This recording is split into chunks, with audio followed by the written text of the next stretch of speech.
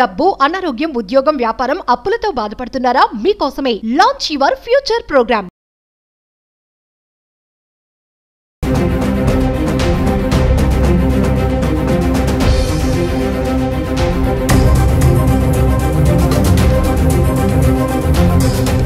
అమ్మ నమస్కారం.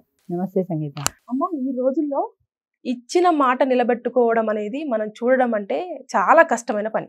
అవును, మీ కాలంలో అయితే మాట ఇచ్చినందుకు గొంతైనా కోసుకొని తల ప్రాణం తాకట్టు పెట్టైనా నిలబెట్టుకునే. ఈ రోజుల్లో మాట నిలబెట్టుకోవడం అంటే అదే లేదు.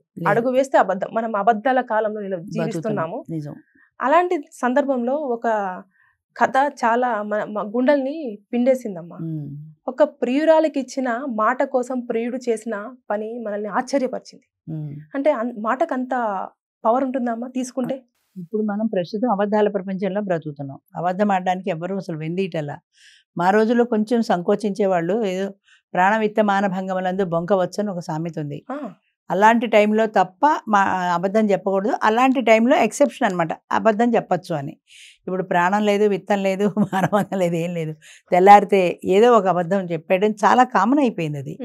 అంచేత హరిశ్చంద్రుడు కథ ఉంది. ఆయన ఎప్పుడు అబద్ధం చెప్పడు, నిజాయితీగా ఉండేవాడు. దానికోసం ఆయన అష్టకష్టాలు పడ్డాడు. ఒక స్కూల్లో టీచర్ ఆ పాఠం చెప్తూ హరిశ్చంద్రుడు కథ అడిగింది స్టూడెంట్స్ని, ఈ కథలో ఉన్న నీతి ఏంటి, మీకు ఏమర్థమైంది అని. అంటే ఒక స్టూడెంట్ లేచి చెప్పేట, చచ్చినా నిజం చెప్పకూడదు అని అర్థమైంది. అదే ఒక అంశాన్ని ఎన్ని యాంగిల్స్ లో చూస్తారంటే వాళ్ళు నెగిటివ్ యాంగిల్లో చూశాడు. ప్రాణం అంటే ప్రాణం పోయినా అబద్ధం చెప్పకూడదు అన్నది దాని నీతి అయితే, అసలు నిజం చెప్పడం ఎందుకు, ఇన్ని కష్టాలు పడడం ఎందుకు, అసలు ఒక అబద్ధం చెప్తే పోయి హాయిగా ఉంటుంది కదా అని అనిపించింది వాడికి. అలాగా మాట మీద నిలబడే వాళ్ళు చాలా తక్కువ మంది ఉన్నారు.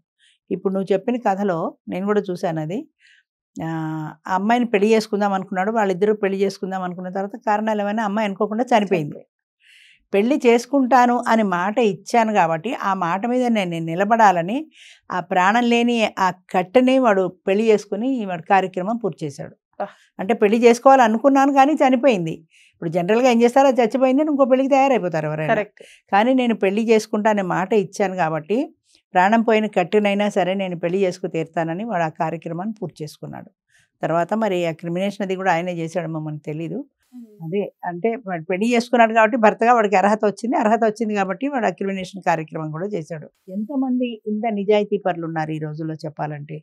చచ్చిపోయిన తర్వాత వేరే ఇంకో దాన్ని చూసుకుని పెళ్లి చేసుకుని వెళ్ళిపోయే వాళ్ళు ఉంటారు. కానీ ఆ చచ్చిపోయిన డెడ్ బాడీకే కూర్చొని కార్యక్రమం అంతా చేసి తాళిగట్టి ఈమె నా భార్య అనేవాళ్ళు ఎంతమంది ఉంటారు. అది శవమే కావచ్చు, కానీ అక్కడ ఆయన ఎమోషనల్ రిలేషన్, ఆమెతో ఉన్నటువంటి ఒక ఎమోషనల్ రిలేషన్. ఈమె నా తాళిగట్టిన భార్య, చచ్చిపోయిన శవానికే కట్టుండొచ్చు, కానీ ఆమెను నేను పెళ్లి చేసుకుంటా అనే మాట ఇచ్చాను కాబట్టి నా మాట మీద నేను నిలబడాలంటే ఆమెను పెళ్లి చేసుకోవాలి అని ఆ మాట మీద నిలబడి ఆ పెళ్లి చేసుకున్నాడంటే రియల్లీ గ్రేట్. అసలు ఈ రోజుల్లో అసలు అలాంటి వాళ్ళు లేరు. మాట మీద నిలబడతానని చెప్పేవాళ్ళే లేరు. మాట అబద్ధం చాలా తేలిగ్గా ఆడేస్తారు, కానీ ఎంతమంది నిజాయితీగా ఉంటున్నారు. అలాంటి రోజుల్లో అలాంటి వ్యక్తి ఉన్నాడంటే చాలా గ్రేట్. అది ఈ రోజుల్లో అమ్మాయిలను మోసం చేయడానికి, అబ్బాయిలను మోసం చేయడానికి వినట్లేదు, అసలు వెనకాడే వేయట్లేదు. అలాంటిది ఈ సందర్భంలో మనం ఇలాంటివి చూస్తున్నప్పుడు కొంచెమన్నా ప్రేమ బ్రతుకుంది అని ఇంకా మంచి వాళ్ళు ఉన్నారా ఇలాంటి వాళ్ళని ఆశ్చర్యం వేస్తుంటుంది. నిజమే. అంటే ఇవి చాలా రేర్ గా మనకు కనిపిస్తూ ఉంటాయి. నిజంగా కూడా అలాంటి వాళ్ళు రేర్ గా ఉంటారు. అంటే అన్న మాట మీద నిలబడే వాళ్ళు చాలా రేర్ గా ఉంటారు. 4 లక్షలు అప్పు తీసుకుని నేను అసలు అప్పే తీసుకోలేదనే వాళ్ళు ఉంటారు. కాగితంకారం ఏమీ లేకపోతే ఇలా పెళ్లి చేసుకుంటా అని మోసం చేసి ఆ అమ్మాయికి కడుపు కాలో వచ్చాక ముఖం చాటేసిన పెళ్లి కొడుకులు ఉంటారు. లేదా పెళ్లి చేసుకుంటానని చాలామంది పేపర్లో కూడా చూస్తుంటాను. నిన్న పేపర్లో వాళ్ళు చూశాను. వాడు కూడా పెళ్లి చేసుకుంటా అన్నాడు, ఇద్దరు మాట్లాడుకున్నారు. వాడు అప్పుడప్పుడు వచ్చేవాడు, ఈ అమ్మాయిని కలిసేవాడు. వాళ్ళిద్దరి మధ్యన ఒక రిలేషన్ కూడా నడిచింది. కొన్నాళ్ళు అయిపోయాక ఒకరోజు వాడు హోటల్లో దిగి, నేను పలానా హోటల్లో ఉన్నాను, మీ ఊరు వచ్చాను అంటే అమ్మాయి ఆ హోటల్కి వచ్చింది. ఆ హోటల్కి వచ్చిన తర్వాత మాటల్లో నాకేదో ఇబ్బంది వచ్చింది, నాకు కొంచెం డబ్బులు అవసరమయ్యాయి అన్నాడు. ఆ అమ్మాయి పాపం ఎమోషనల్ రిలేషన్ ఏర్పడిందనో లేకపోతే వాడు డబ్బులు ఇవ్వకపోతే పెళ్లి చేసుకోవడం అనుకుందా, వాడికి కొంత డబ్బు కూడా సర్దింది. బేగంపేట ఇన్సిడెంట్ అమ్మా ఇది అనుకుంటా. అదే అనుకుంటా. అంటే డబ్బు కూడా సర్దింది. ఆ తర్వాత ఎన్నిసార్లు ఫోన్ చేసినా వాడు ఫోన్ తీయలా. సరే ట్రై చేయగా ఒకసారి అస్తమానం చేస్తుందని వాడికి విసుగొచ్చి ఫోన్ తీశాడు. నువ్వు నా డబ్బులైనాయి, నన్ను పెళ్ళైనా చేసుకో అంటే, నీ డబ్బులు లేవు, పెళ్ళి లేదు, నువ్వు గట్టిగా మళ్ళీ మాట్లాడావంటే నేను కలిసిన వీడియోలన్నీ బయట పెడతా జాగ్రత్త అని బెదిరించాడు. ఇప్పుడు అమ్మాయి పరిస్థితి ఏంటి? అటు డబ్బు పోయింది, ఇటు పెళ్ళి పోయింది, తన శీలము పోయింది, అన్నీ పోగొట్టుకొని చివరికి ఒంటరిగా మిగిలిపోయింది.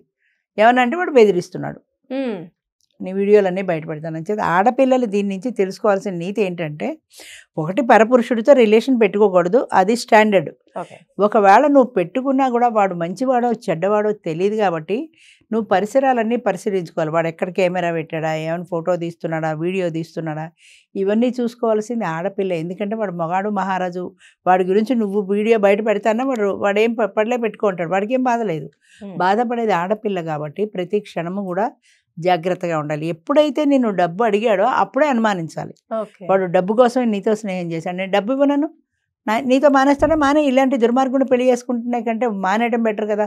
ఇప్పుడైనా నాకు బయట పడ్డాడు, వాడు నిజం తెలిసింది అనుకుని వెళ్ళిపోవచ్చు కదా నువ్వు. వాడు ఎక్కడ చేసుకోవడం, వాడికి డబ్బులు ఇవ్వడం, ఆ తర్వాత డబ్బు కోసం వాడి చుట్టూ తిరగడం, వాడు ఇవ్వకపోవడం, ఎదురు బెదిరించడం, ఇన్ని పరిస్థితులు వస్తాయని చేత ఆడపిల్లలు ఎప్పుడూ జాగ్రత్తగా ఉండాలి పరాయి పురుషుడి విషయంలో. పరాయి పురుషుడు అంటే నీ వాడు కానివాడు ఎవడైనా పరాయి పురుషుడే, అంతే కదా. పెళ్ళవని లేదు కానీ వాడే నా భర్త మానసికంగా, నువ్వు ఎన్ని ఏదో సినిమా డైలాగులు చెప్పినా వాడు నీ భర్త కాడు. మానసికంగా నీ భర్త అనేది కోర్టు ఒప్పుకుంటుందా? కోర్టుకి వెళ్తే వాడు నా మానసికంగా నా భర్త అంటే ఒప్పుకుంటారా? ఒప్పుకోరు. అంచేత నీ భర్త అనడానికి ప్రూఫ్ ఏమీ లేదు కదా. అంచేత ఎప్పుడు ఆడపిల్లలు జాగ్రత్తగా ఉండాలమ్మా. మొన్న ఆదివారం మా దాంట్లో మా తోడు నిండా పరిచయ వేదిక అయింది.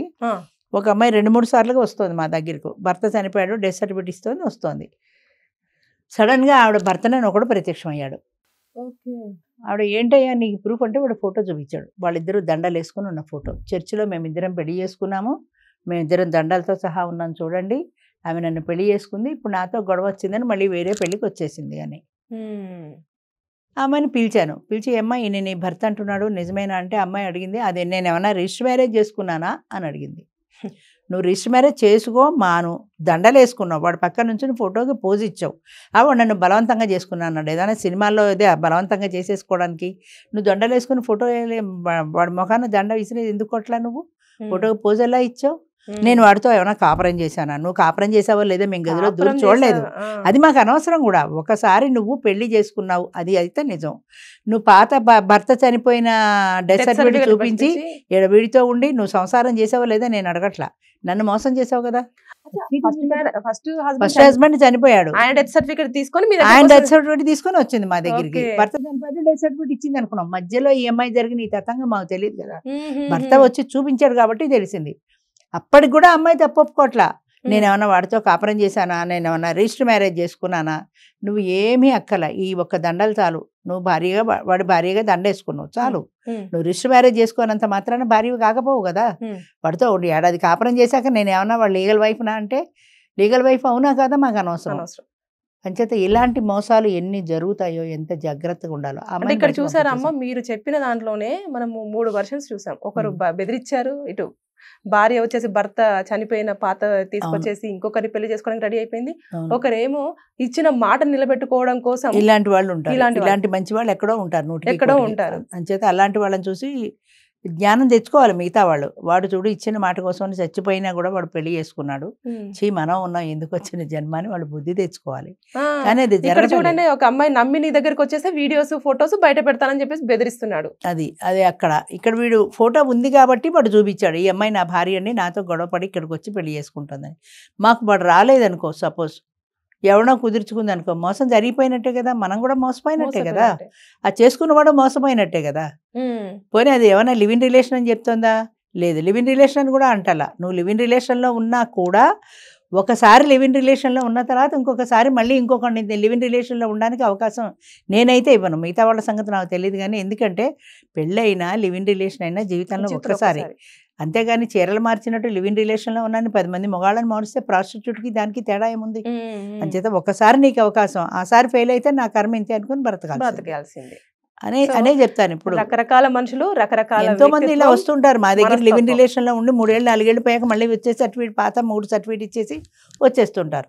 అదృష్టం ఏంటంటే ఇంతవరకు ఆ పెళ్ళైన వాళ్ళ ముఖాలు నాకు గుర్తు ఉన్నాయి కాబట్టి వాళ్ళు మళ్ళీ వస్తే నేను గుర్తుపట్టగలుగుతున్నాను. గుర్తుపట్టకపోతే మోసం జరిగినట్టే కదా, నేను కూడా మోసపోయినట్టే కదా. ఇలాంటి మోసాలు చేసేవాళ్ళు ఈ రోజుల్లో చాలా ఎక్కువ అమ్మా, చాలా మంది. ఇలాంటి ఆనిముత్యాలు కూడా రేర్, వెరీ రేర్. వాళ్ళని చూసి బుద్ధి తెచ్చుకోవాలంతే. థ్యాంక్ యూ అమ్మా.